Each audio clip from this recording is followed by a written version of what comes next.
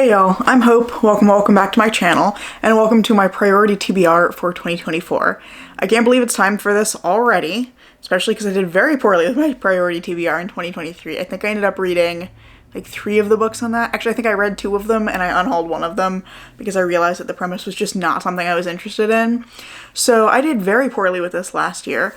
However, I really enjoyed putting together that TBR, and I think it was good for me to kind of bring those things back to the top of my radar, because I think that this process of putting this together makes me realize what's actually like sitting around on my shelves. So I want to do this again this year, and I'm actually going to do it the same way because I really like the way that randomly drawing books out of my book mug of doom allowed me to remember things that I had kind of forgot were languishing on my shelves. So we're going to do that again this year. However, I have revamped the mug. It is no longer a mug, it is now a bag, because I got to a point where I had not kept track of what was in it and what was not yet added to it very well.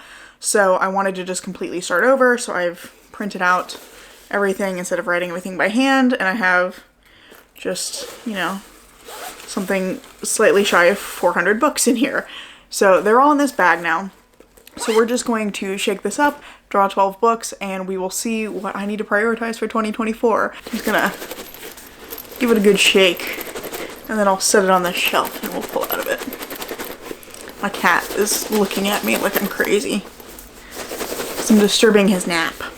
Yeah. Okay, I put it on the shelf and just dig in here, see what we got. Book number 1 is The Chestnut Man.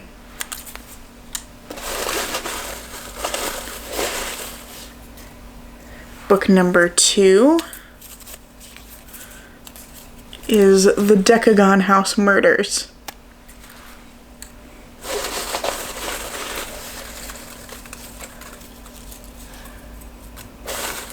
These like to stick together.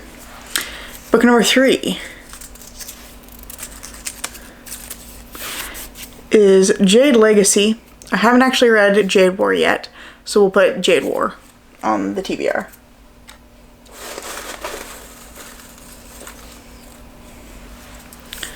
Book number 4. Oh, Mansfield Park by Jane Austen.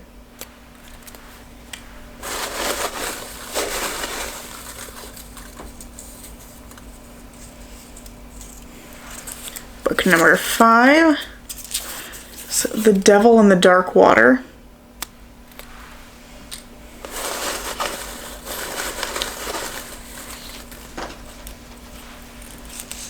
Hi, Alwyn. My cat just woke up from a nap and looked at me like, don't know what woke him up, but my goodness, that was a big reaction. Okay, so this is what, book number 6? This is Gallant.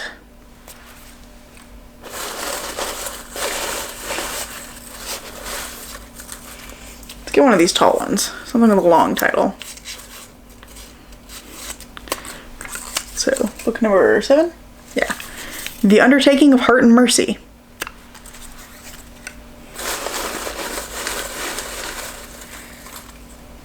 Another tall one. This one is Jonathan Strange and Mr. Norrell. That's book number 8.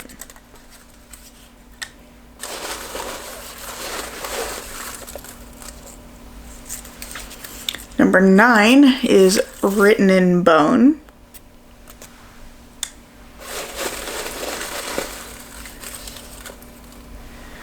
Number 10 is The Fairy Queen, book 2. We're almost there. 11 is Entangled Life. And book 12 is going to be Howard's End. Apologies for the lighting change. I ended up needing to go finish a couple of chores before I could come back and finish filming, but I do have the whole stack of books here now, and I'm really excited. I think this is going to be a really fun and interesting stack for 2024. First up, we got The Chestnut Man by Soren Sveistrup, which is a Scandinavian crime novel, a genre or a subgenre I haven't really tried yet. This one is set in Denmark, and it's following a pair of detectives who are investigating a serial killer who leaves a little figurine made of matchsticks and chestnuts, or a chestnut man, at each of the crime scenes. So this sounds like it's going to be really fun and interesting. I know that Scandinavian crime, or at least I've heard that Scandinavian crime novels tend towards being like darker, more gruesome, a lot grittier. So I'm really interested to give this one a try. I've been enjoying the last couple of years trying more mystery thrillers, crime novels, etc. from other countries. I've been having a lot of fun doing that. It's not something I've done as like a specific project, but I've been trying to find some more from different places to try. It's been a lot of fun, and I'm really excited to finally read this one because it's been sitting on my shelf for quite a while, and it's a subgenre that I am really interested to dive into. Next up, I got another mystery book in translation, and this one is The Decagon House Murders by Kido Ayatsuji. This one is translated from Japanese, and it follows a mystery club from a university when they go to a house that I believe is supposed to have been like the site of a gruesome murder or something. They go there to have some sort of event, and then the members of the club start to turn up dead one by one. Sounds super interesting. I think it's supposed to be kind of compared to And Then There Were None by Agatha Christie, which is not my favorite Agatha Christie. I actually think that the ending is kind of unsatisfying. So I am curious to see how I feel about this, and I would love to find a version of that kind of story that I end up liking a lot more. So I'm really excited to dive into this one and give it a shot. I've heard some really good things about it too, so I think it's going to be a really fun mystery. Then we got Jade Legacy, but I haven't actually read Jade War yet, so I'm putting this one on the TBR instead. This was one I was buddy reading with a friend more than a year ago. We both got scared and stopped reading, but I really want to get back to it because Jade City is one of my favorite books I've read. I think it's brilliantly written. The characters are fantastic. The world building is interesting. The plot line is really fast moving, but also really poignant and just like punched me right in the heart in like the best kind of way. So I'm so excited to get to Jade War, and I really need to just kind of get over my fear and read it.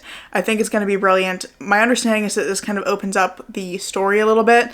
So the first book is really focused in on the internal conflict on Kekon, but this, I think, branches out a little bit and looks more at like the geopolitics of the clans and of Kekon and of, you know, this kind of trade for jade. So I'm very excited to read this one. I love a book that opens up a world like that. It's one of my favorite things about series. So I'm just delighted that this is going to be on my TBR for 2024. Another thing I am so excited to have on my TBR is Mansfield Park by Jane Austen. I love Jane Austen. She's one of my all-time favorite authors. I think that her characters are so interesting. Her writing is really lovely. I love her social commentary. Also, she just drags her characters constantly. One of my favorite moments is in Persuasion, where there's a character who is like passed away several years beforehand, and his family now refers to him as like, oh, poor Richard, poor Richard.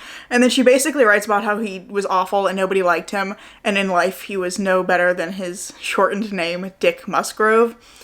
It's such a funny line, and I just love the way that she can weave together these compelling stories with fascinating characters and also just be so mean to her characters. It's just such a good time. Every time I read a Jane Austen novel, it's a great time. So I'm very excited to have Mansfield Park on my list. This is one of the 3 I have remaining of her major novels to read, and I'm super excited to get into this one because I just love her so much. Then we've got a historical mystery, which is The Devil in the Dark Water by Stuart Turton. This one's set in the 17th century following a Holmes and Watson-esque duo. The Holmes-like character has been accused of murder and is being sent across the ocean to face trial, and his sidekick is traveling with him when a series of strange events begin to happen on the ship that suggest there might be like a demon on the ship, or that somebody's made a deal with the devil. So it seems like it's going to be possibly a little bit supernatural, or, you know, someone trying to play off their crimes as supernatural. It just sounds like it's going to be a fun time, and I've heard good things about Stuart Turton's writing, and I know a lot of people really like his first book, The 7.5 Deaths of Evelyn Hardcastle. I know he does these kind of like interesting speculative mysteries, so I'm excited to dive into this one. This is another one that's been sitting on my shelf for just like far too long, and I'm glad that this is hopefully going to push me to actually pick it up. Next up is Gallant by V.E. Schwab, and this is a book I've been kind of putting off. I've heard some mixed reviews of this one. I think it's YA, but it reads supposedly a little bit more like a middle grade, so I don't know how I'm going to feel about this one, but it is supposed to be kind of a spooky house story, so I think that it could be really fun. It could be right up my alley. But this is about a young woman who I believe is mute, and she's at a boarding school after her parents have died at some point, and she receives a letter from her uncle inviting her back to the family estate, except when she arrives at the estate, her uncle has died, and the only person living there is her cousin. There is also some sort of alternate reality that the estate seems to be a gateway to, so it sounds like it could be very fun. It sounds like it could be exactly my jam. I just have heard some very mixed reviews on this one, so I'm a little wary of it, but I am interested to see how I feel about V.E. Schwab's writing, because I also have Vicious on my shelves that I've been meaning to read for a few years now too. So I think this will be a good like introductory point to see how I feel about her writing, especially because it's very short, so it shouldn't take me very long. After that, I got a fantasy romance that I know almost nothing about, but this is The Undertaking of Heart and Mercy by Megan Bannon. I think this is the one that I've heard is a bit like You've Got Mail, but it's these two people who hate each other who I think have to work together to solve some sort of mystery and might also be writing letters to each other. I'm really unclear on what the plot is, and honestly I don't care enough to look it up. It sounded fun. I read a little excerpt of it on Amazon and then bought it because it was on sale, so I'm just thinking this is going to be like a fun one. I think it's going to be a little bit lighter than a lot of the other books on this list, and it'll be a nice way to break up some of the reading that I'm going to be doing this year. Next up is the biggest book on this list, which is Jonathan Strange and Mr. Norrell. This is a book that's been on my shelf since high school. My friend recommended this to me in like 11th or 12th grade. I want to say 12th grade. I think I started it. I read like 50 pages or so, and the writing was fairly slow, pacing was fairly slow. It seemed like it was going to be really interesting, and I like a good like historical fantasy kind of a thing, but I just never got around to finishing it, and obviously it's quite chunky, so I've not found time to read it. So I think this is one that's probably going to happen. If I get to it, it's probably going to happen after I finish my master's degree, when I can actually like prioritize my evening time and put it towards actually reading this. In the meantime, I'm just not gonna have time to get to it. But I will be excited to finally read it because I know it's a story that she really likes, and it'll be fun to finally be able to talk to her about it. My cats are currently fussing at me because the door is shut because there was sound happening outside, and they're like pawing at the door. They're like, we're the saddest little boys, we're trapped.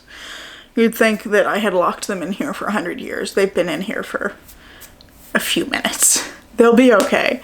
But they're real salty about it, and they're making sure that I know that they're salty about it. Next up, I got Written in Bone by Sue Black, which is a nonfiction book written by a forensic anthropologist talking about the human body and the things that she has learned as a forensic anthropologist.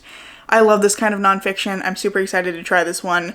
I've also heard good things about her first book, All That Remains, so I think this is going to be like my perfect kind of nonfiction, and I'm excited to get to it. Next is a book that I read for class, and I didn't finish it. We read like excerpts from it, but I wanted to go back and actually read the whole thing because I thought it was really interesting.